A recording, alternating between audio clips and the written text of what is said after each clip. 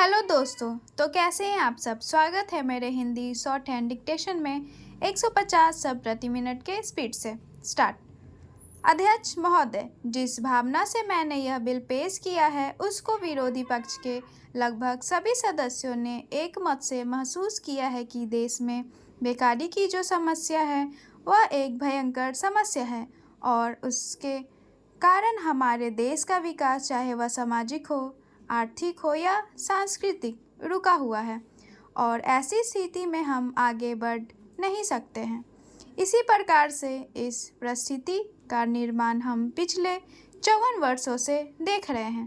मंत्री महोदय ने यहाँ पर अभी कहा कि राष्ट्रपति इस काम को नहीं कर सकते हैं क्योंकि वह उनके अधिकार के बाहर है।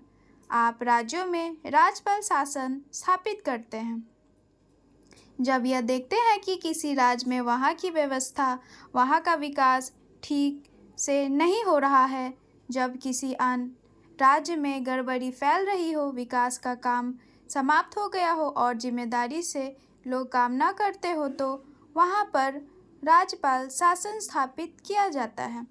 ऐसे बहुत से उदाहरण हमारे देश में मौजूद हैं। उसी प्रकार से हमारे राष्ट्रपति है और अगर देश में इस तरह की स्थिति वर्षों तक चले तो कोई कारण नहीं है। आपात के रूप में राष्ट्रपति इस देश की सुरक्षा के लिए, इस देश की उन्नति के लिए जिम्मेदारी अपने हाथ में न ले सके। हमारे भाइयों ने बहुत से उदाहरण दिए हैं कि राज्यों में संयुक्त सरकारें नहीं चली, लेकिन उसके पीछे राजनीतिक हथकंडे थे। अगर कोई राजनीतिक पार्टी जिम्मेदारी से काम नहीं करती तो विधान में यह स्पष्ट है कि राष्ट्रपति शासन अपने हाथ में ले।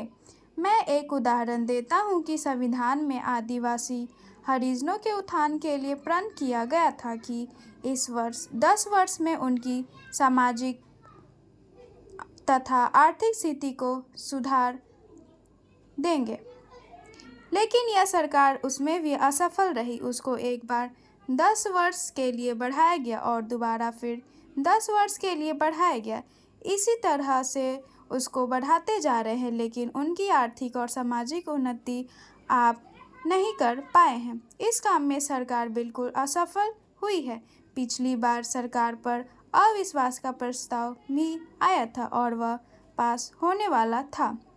इसीलिए मेरा कहना है कि हमारे देश में यह जो बेकारी की समस्या है वह एक बहुत ही भयंकर समस्या है।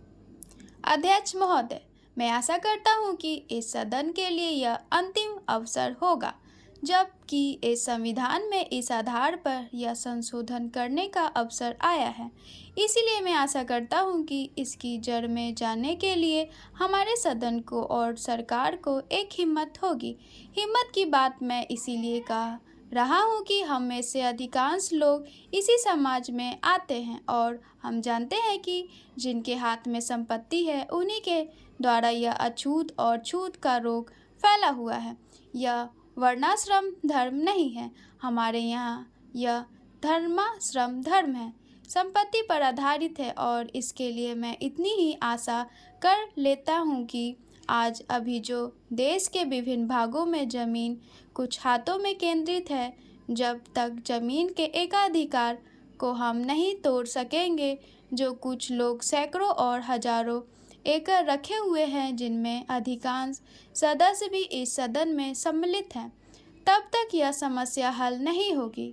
इसीलिए मैं यह कह रहा हूँ कि सदन को भी हिम्मत होगी कि आज जिस तरह से हमने लगभग एक मत से इसको स्वीकार किया है, भूमि सुधार का प्रश्न जिसकी चर्चा उठी है और हम उठाएंगे कि जो जोतने वाला है, जो खेत पर मेहनत करता है, जिसमें 100% हरिजन तो है ही, आदिवासी भी हैं, तो जो मेहनत करता है ज़मीन पर उसका अधिकार होगा। सदन को यह हिम्मत होगी कि वह इस चीज़ को करे। यह मैं आशा करता हूँ और नहीं होगी तो मैं समझता हूँ कि यह हमारे लिए एक ढकोसला होगा। यही आग्रह मैं सभी लोगों से करता हूँ कि भूमि के प्रश्न को सुधारे बिना अछूतोद्धार नहीं होने वाला है और न राष्ट्रीय उत्थान होने वाला है। मैं चाहता हूँ कि वह शांति से हो, इसीलिए मैं यह आग्रह कर रहा हूँ, नहीं तो अशांति फूटेगी। लेकिन हम चाहते हैं कि शांति से हो, इसीलिए मैं फिर आग्रह कर रहा हूँ कि दल और पार्टी की दीवार तोड़कर हम इस प्रश्न को ले और केंद्रीय सरकार भी हिम्मत करे।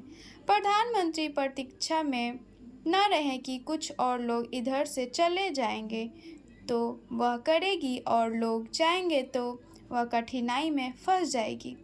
इसीलिए मैं कह रहा हूँ कि यह अवसर है। तो ये डिक्टेशन आप सबको कैसी लगी ये मुझे कमेंट में ज़रूर बताएं और लाइक सब्सक्राइब करना बिल्कुल भी ना भूलें। आज का सेशन यहीं पे समाप्त करते हैं। धन्यवाद।